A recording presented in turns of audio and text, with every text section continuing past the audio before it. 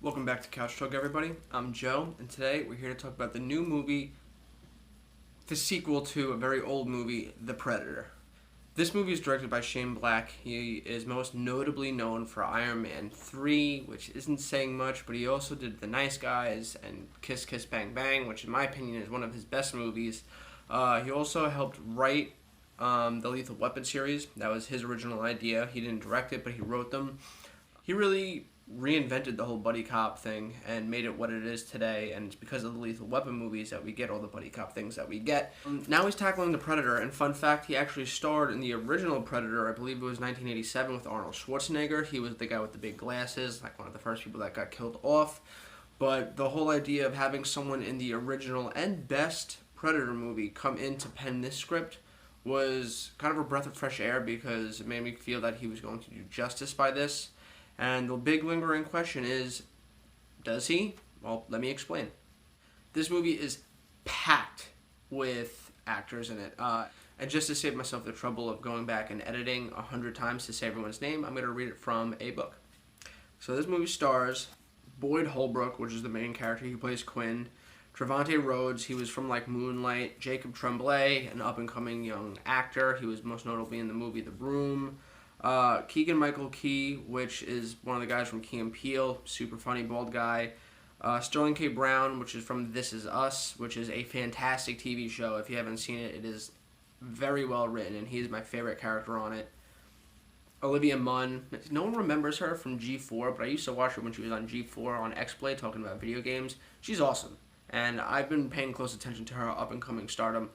Thomas Jane, The Punisher, and Alfie Allen, which is, Reek from Game of Thrones. Most notably, he was also the guy that killed the dog in John Wick. Piece of shit. I'm not going to go super into detail about all these characters because, you're all here to know what I thought about the movie. Is it worth going to see or not? Is it good? So I'll give a brief little summary of these characters. They're all great, but some of them are underutilized. The fact of the matter is Shane Black is so good at making, buddy cop movies because he's really good at the camaraderie and the friendship between all the people in the group. Not to say that they're all necessarily friends, but they're all just so funny, and their chemistry bouncing back and forth over each other just works. It's just so funny and fluid, and it doesn't seem staged, and it seems like things that people would actually say, and they're joking around with each other, and everyone has their own little tiny moment to shine.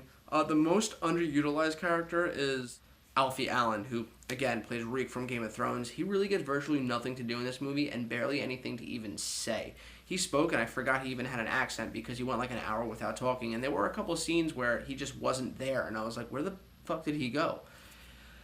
And he actually doesn't get a whole lot to do, even towards the end during the big battle.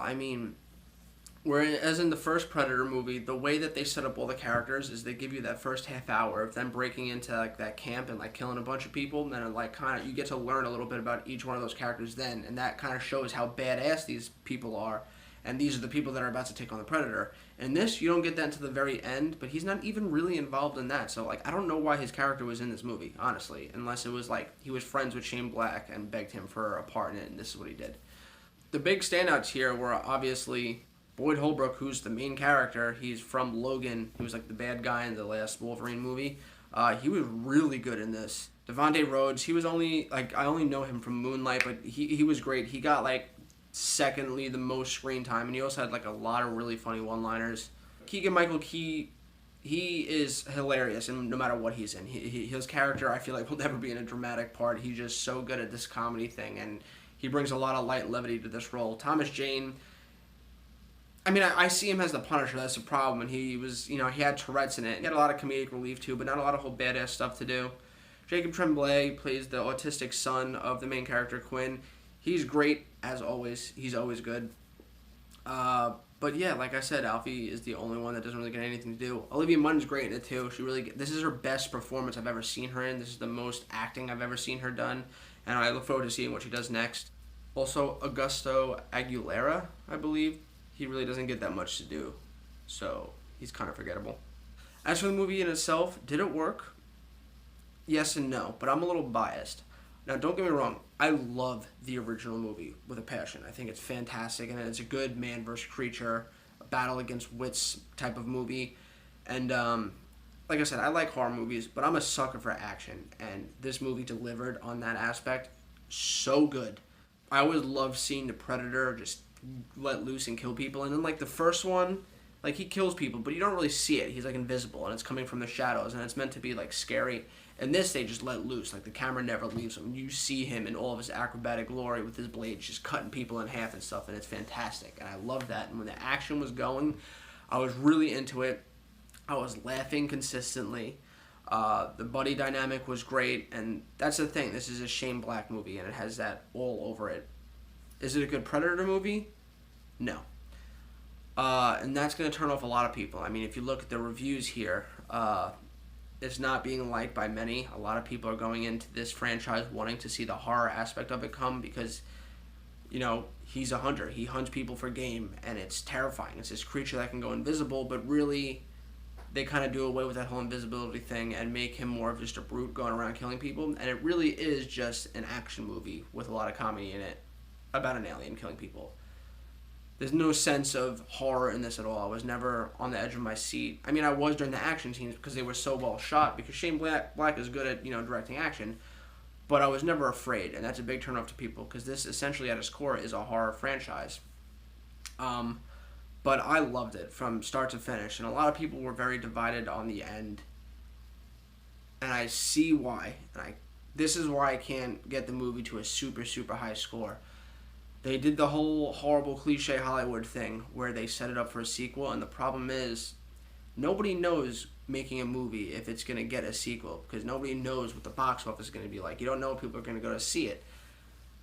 So your best bet in making a movie that you can be proud of is just make a movie and don't set it up for a sequel, because now for the people that do love this and want to get it on Blu-ray and watch it, if it doesn't get a sequel, you now set it up for a sequel that we're never going to get. And now it's like you can't just watch this movie and enjoy it because it's part one of three, you know? So it's like it leaves you on a cliffhanger, and now we could never just sit down and watch it and enjoy it for what it is and then just move on to the next thing. That's what I'm saying. And it's really disappointing that they did that. Maybe like they should have did that for like an after credit scene. That way you could at least watch the movie as a whole and then just shut it off when the credits roll and not watch until the end. And then put that in there at the end credit scene, so if it does do well, it's like, hey, this is in there. You know, watch the after credit scene and it sets up the sequel. Do I think it's going to get a sequel? I don't know. It really depends. I mean, I saw it tonight, Thursday. It doesn't really release until tomorrow, so I won't know the box office income until like Sunday. But as of right now, seeing the reviews, I don't know. It's really mixed. It has a 50% on both, you know, critic and fans. It really just depends on how many people go to see it. I mean, I've seen movies get bad reviews, still spawn a franchise, so it's possible. It just depends on how big the cult following of people are that love the Predator and if they're going to go and see it.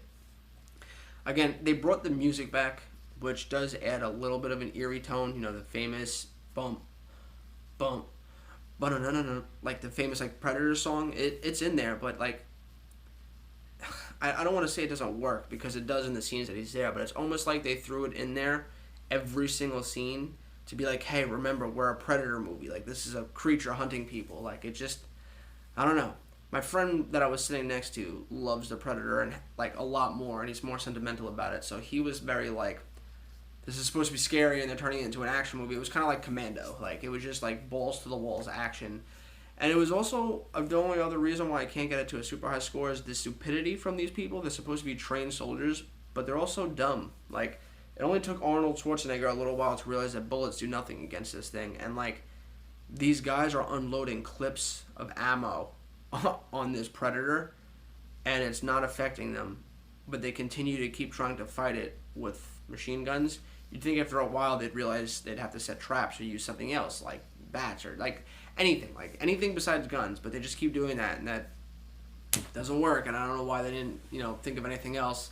It's almost like they didn't know how to solve that solution. And then the same thing, the last nitpick I have is they introduced that new giant Predator, but he wasn't like, there wasn't anything like new about him. It wasn't like he came in with like new abilities, like, look, this Predator could do this, meanwhile the smaller Predators only get to do that. Like, really the only other thing he could do is he was a little bit stronger. That was it. He was bigger and stronger, and he made loud bangs when he walked because he was so heavy. But besides that, there's really no reason to have him in there other than to have a Predator that could kill another Predator. But Anyway, like I said, I really enjoyed it for what it was. From start to finish, I was thoroughly entertained. I liked all the performances. I loved the action. Seeing the Predator going around killing hundreds of people was all I needed out of a Predator movie to make me happy, but I understand why that wouldn't please everybody else. I'm going to give this movie a 7.5. I highly recommend going to see it just because Shane Black is a good director, and I think the movie's very well shot.